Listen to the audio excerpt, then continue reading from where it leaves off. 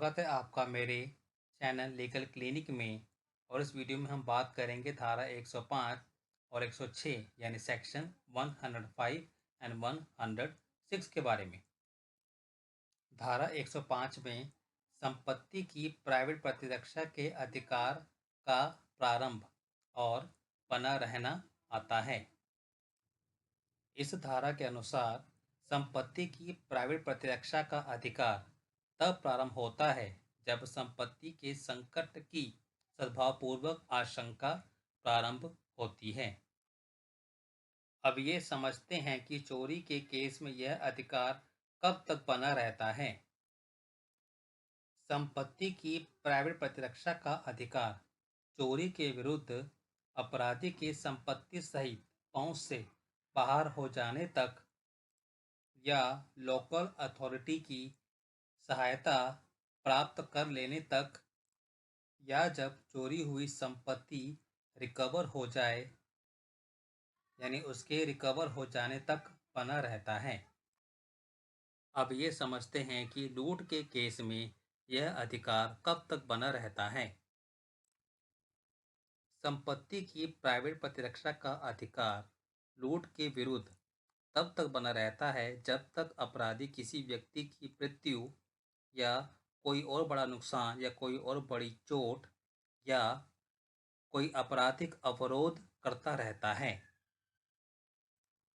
या ये सब करने का प्रयत्न करता है, या फिर तब तक जब तक किसी की तत्काल मृत्यु का या तत्काल कोई बहुत बड़ा नुकसान या बहुत बड़ी चोट का या तत्काल व्यक्तिक अवरोध का डर बना रहता है। यानी किसी की आकस्मिक मृत्यु का या किसी आकस्मिक बहुत बड़ी चोट या नुकसान का या किसी आकस्मिक किसी व्यक्तिगत कोई अवरोध का वहाँ डर बना रहता है। अगला इसमें आता है संपत्ति की प्राइवेट प्रतिरक्षा का अधिकार किसी आपराधिक अत्याचार या रिश्ती यानी किसी बहुत बड़ी शरारत के विरुद्ध कब तक बना रहता है। यानी ये तब तक बना रहेगा जब तक अपराधी कोई बहुत बड़ी शरारत करता रहता है, यानी बार बार वो करता रहता है। जब तक वो ये काम करता रहता है तब तक प्राइवेट प्रतिरक्षा का अधिकार बना रहेगा।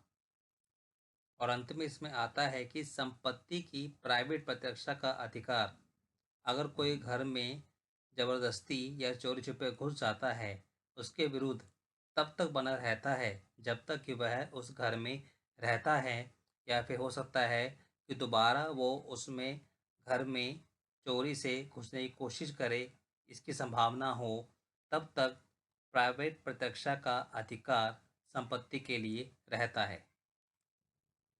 अब बात करते हैं धारा 106 के बारे में, जिसमें घातक हमले के विरुद्ध प्राइवेट प्रतिरक्षा का अधिकार आता है जबकि निर्दोष व्यक्ति को अपहानि होने की जोखिम है।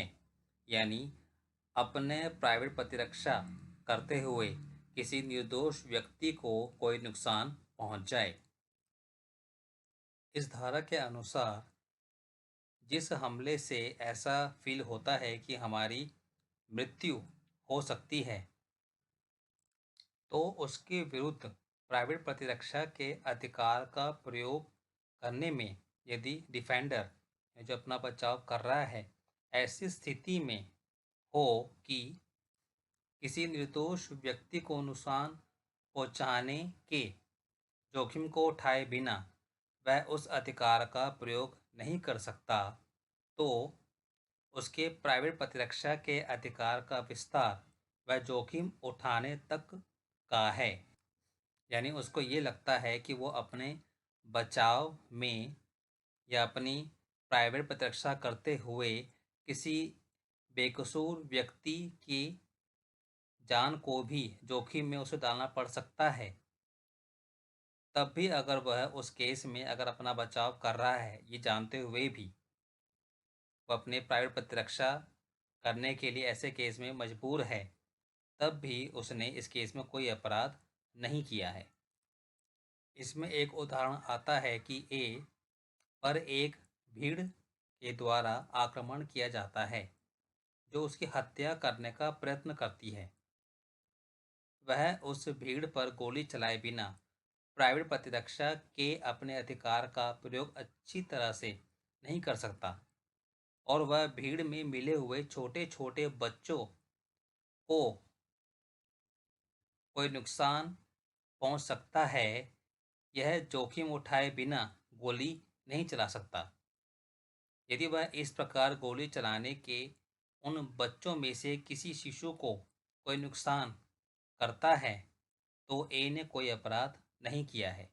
यानी अगर वो अपने बचाव में उस भीड़ पे गोली चलाता भी है और किसी बच्चे को गोली लग जाती है, तब भी ए ने कोई अपराध नहीं किया है।